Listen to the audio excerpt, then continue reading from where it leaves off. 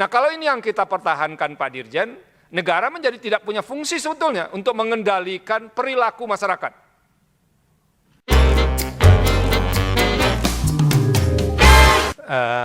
Pak Dirjen, terima kasih atas keterangannya. Namun kami minta beberapa hal ya supaya bisa memberikan pengayaan kepada kami di mahkamah tentang beberapa informasi yang Pak Dirjen sampaikan di dalam persidangan ini. Tolong pemerintah juga memberikan penjelasan. Ini kan soal media yang berbasis OTT itu di beberapa negara kan memang menimbulkan perdebatan serius. Saya dengar ada beberapa negara malahan itu sengaja memban atau melarang secara tegas. Tolong Pak Dirjen juga menambahkan tindakan-tindakan pengendalian apa yang dilakukan oleh negara-negara lain. Karena ini kan soal satu memang kalau dilihat dari pemohonnya kan ada hubungannya dengan media tradisional yang mereka miliki. Tapi di luar itu juga ada problem keresahan kita sebetulnya dengan media-media baru yang tidak tercover oleh definisi yang ada dalam undang-undang penyiaran ini. Nah, tolong pemerintah juga memberikan contoh kepada kita, tindakan-tindakan yang dilakukan oleh negara-negara lain untuk mengendalikan khususnya konten. Karena apa namanya, di antara basis argumentasi yang Pak Dirjen sampaikan itu, ya kalau semuanya diserahkan kepada yang membutuhkan siaran, seperti yang dikatakan, dikutip dengan jelas tadi di halaman 20 itu, bahwa penonton yang menentukan kira-kira dia memerlukan substansi apa untuk ditonton. Nah, kalau ini yang kita pertahankan Pak Dirjen, negara menjadi tidak punya fungsi sebetulnya untuk mengendalikan perilaku masyarakat.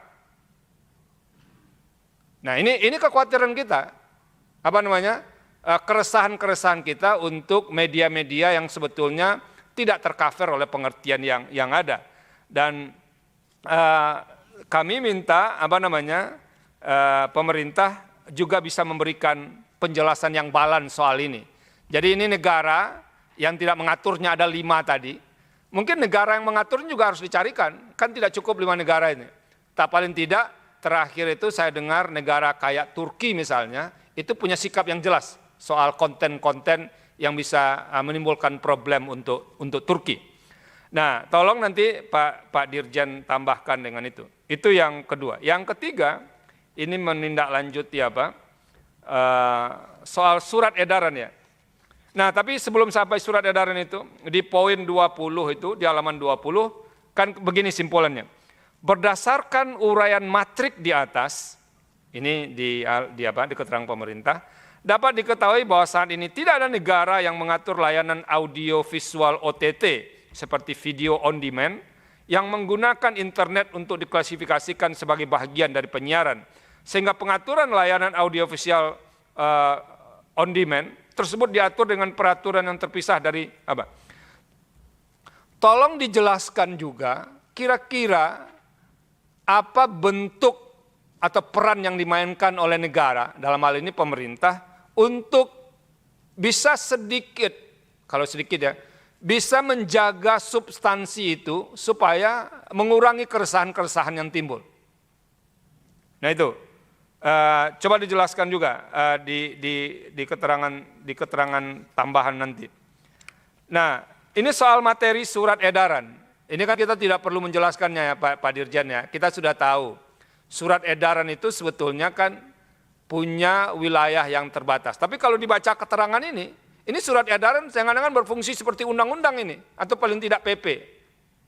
Karena substansinya tidak lagi substansi surat edaran sebetulnya dari penjelasan ini. Nah, menurut saya paling tidak, substansi yang begini tidak bisa diatur dengan surat edaran. Tidak cukup diatur dengan surat edaran, karena kita tahu luas lingkup berlakunya edaran itu bagaimana, gitu, dan substansinya bagaimana.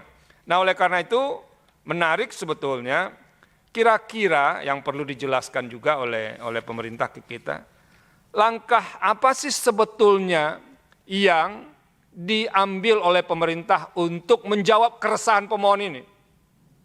Kita kalau soal pajaknya sering mendengar itu.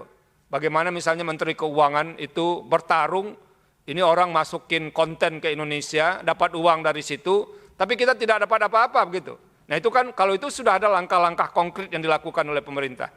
Tapi bagi pemohon, mungkin juga bagi sebagian besar orang di negeri ini, tidak hanya soal pajak. Pajak iya, karena itu konkret masukan ke negara. Tapi bagaimana mengendalikan substansi. Pak Dirjen, pemerintah tidak akan bisa menitipkan materi yang itu berfungsi untuk ketahanan nasional kita di media-media yang dipersoalkan oleh pemohon ini. Bagi kita kan sebetulnya penting seperti itu. Ada saluran yang peminatnya banyak, peminatnya besar, tapi kalau tidak bisa pemerintah menitipkan konten yang itu bisa memelihara keberagaman kita misalnya, itu kan untuk masa depan Republik ini berbahaya.